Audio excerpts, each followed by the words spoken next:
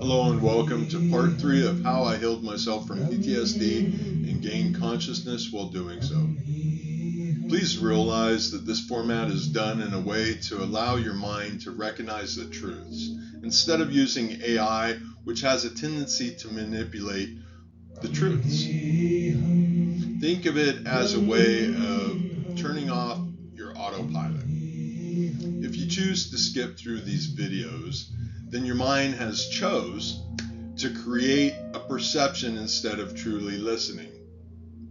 Please take the time to listen without any distractions, because I'm doing this out of true love for you.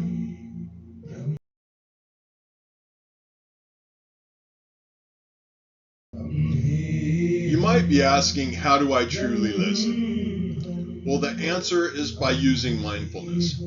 Mindfulness is the practice of being fully present and aware of your thoughts, emotions, sensations, without allowing your mind to create judgment. It gives you the ability to allow yourself to find the positive in what the other person is saying, instead of having a tendency to get into defensive mode, which perceives everything from the negative first perspective. But you must be willing to believe in the positive within your existence and to embrace empathy, which is understanding, instead of sympathy. Because the truth is, sympathy is finding relief and not having the same problems as the person we are speaking with. Ultimately, be aware of your biased tendencies. If you're questioning, how can I change my mind's perception? Well, you must first by consistently affirming positive statements within your mind. The truth is, we can reprogram our subconscious mind towards a positive and empowering mindset to achieve consciousness. Please allow yourself to recognize that the subconscious is what we learned and stored in our mind. The subconscious mind is running 95% of what we think. Our thoughts control our feelings and our choices. Therefore, the subconscious mind is the powerful driver in determining our actions and ultimately the outcome of our lives.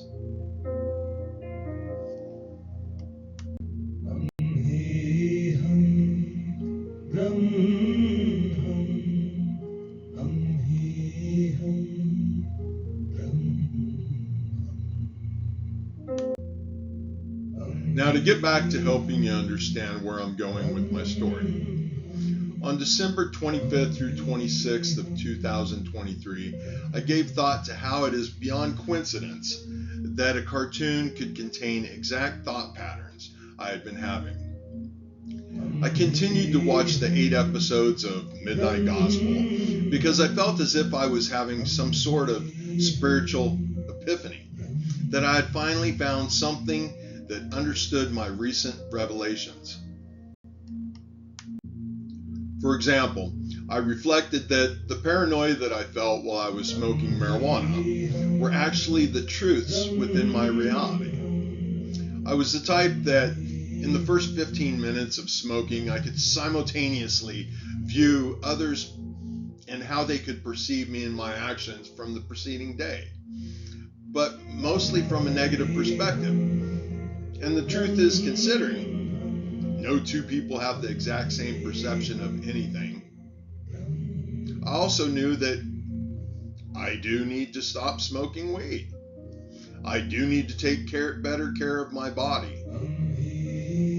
And the funny thing is that when I stopped and thought about it, movies, music had a lot deeper meaning than what I normally perceived. And it was if I was connected to the writers on more of a spiritual connection.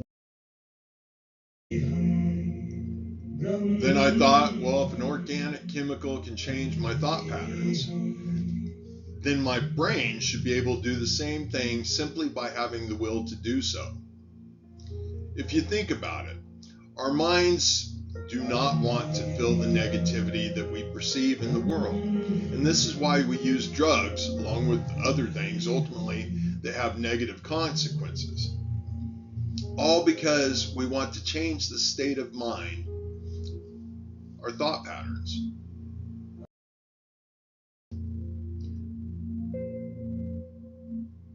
Therefore, if we recognize that our mind is programmed by influences from past lessons, then we can consciously choose to experience life under a new light.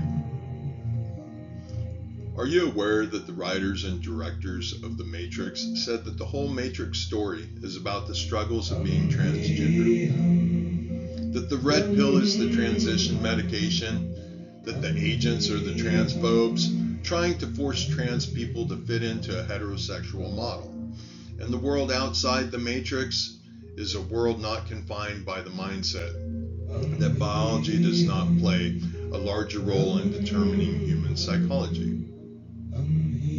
By the way, at the time of the writing and directing of the movie, the sisters had not come out about both of them being transgender. Now you might be asking, how does this relate to my story? Allow yourself to recognize that truth of the worlds shine through, even if our minds are obsessing about the negative feeling we are experiencing at the moment. And by the way, that is the first part of understanding how you can find all truths and how you can develop the ability of having more complete and accurate knowledge about the contents of another person's mind. But I'll get back to that a lot more in future videos.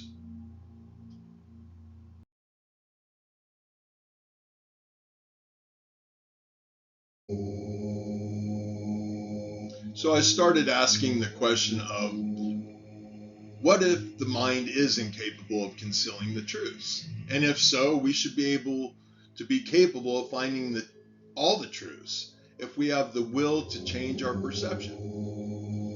And that, my friends, is the first key to opening up your brain to gain consciousness. We must recognize how our senses are influenced by our perception. It is generally accepted that the brain receives vibrational signals through the sense organs, eyes, ears, nose, tongue, and skin. Then our mind interprets based off of what we have been taught. And the result is our perception. So I started reflecting on the truths that we know that if we remove these senses, then we achieve better clarity.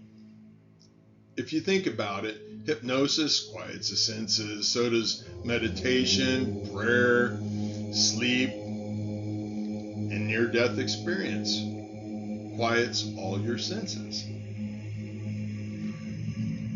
Then I thought about people who have had near-death experiences commonly say they found inner peace, out-of-body experiences, transcending in a peaceful environment, seeing a bright light, or they reviewed their life from childhood onward, entering an extraterrestrial or another realm, and ultimately communicating with divine beings. Now tell me if that doesn't sound biblical to you. And the interesting thing is, all the examples of quieting the senses experience similar traits. Stop and think about how deep that truly is. It cannot be just a coincidence.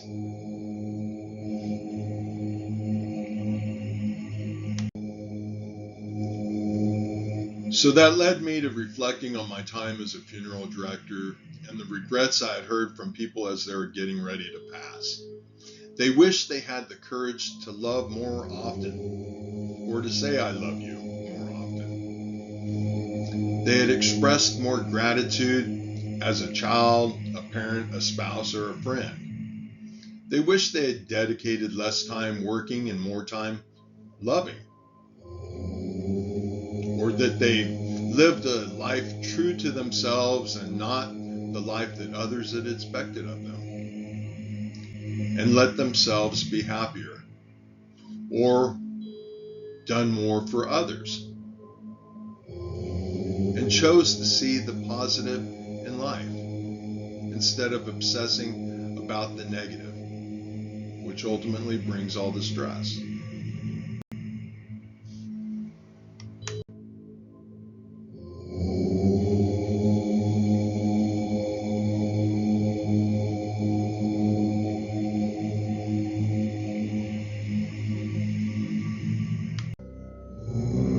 That turned on a light in my head and made me think about Jesus, or who I refer to as Son of Man, and that it is said that he was reincarnated, and led me to think, well, what is the proof that reincarnation doesn't exist until we recognize the meaning of life? After all, reincarnation is a central tenet of Indian religions such as Hinduism, Buddhism, and so on. The Jewish Kalabab teaches that our souls will return to the world in many incarcerations until we complete spiritual transformation. Now, Christianity, for the first 500 years, viewed reincarnation as a vital component of Christian doctrines. The truth is, until 1543 AD, a Roman emperor blatantly and brutally removed the teachings of reincarnation from the scriptures and Christian doctrines, and that you can't deny that pagans believe in reincarnation, viewing death as a transition with a continuing process of existence.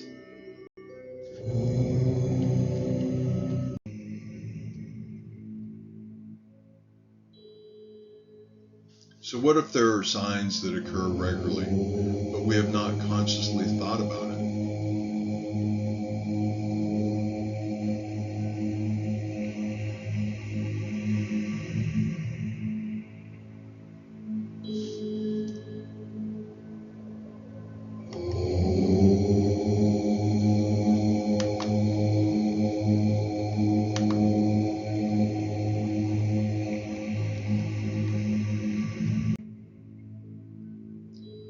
Then I could not help but acknowledge that meditation or prayer are in all forms of self-improvement. The truth is, whatever we focus our attention on is the direction our energy is going to flow. So meditation or prayer trains our brain to stop being scattered and draining the positive energy that we are trying to build up. Like exercise for the mind without draining the positive energy. There are two reasons why we meditate or pray. The first one is manifesting something we desire. For example, a relationship with God, material gain, better health, or protection from negativity. The other reason is spiritual nourishment, and that is to deliberately call the positive energy and wisdom that you then absorb into your soul to make you change or grow.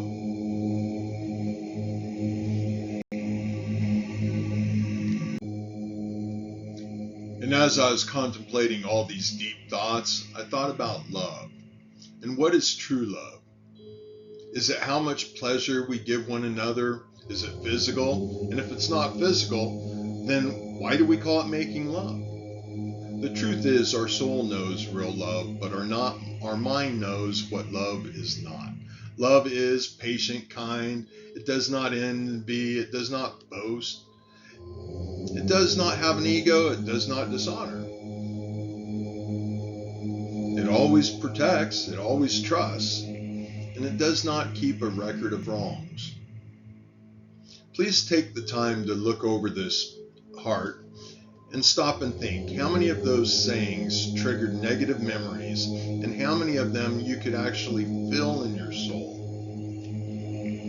A wise person once said, through love, all pain can turn positive. And now I was beginning to understand how that was possible.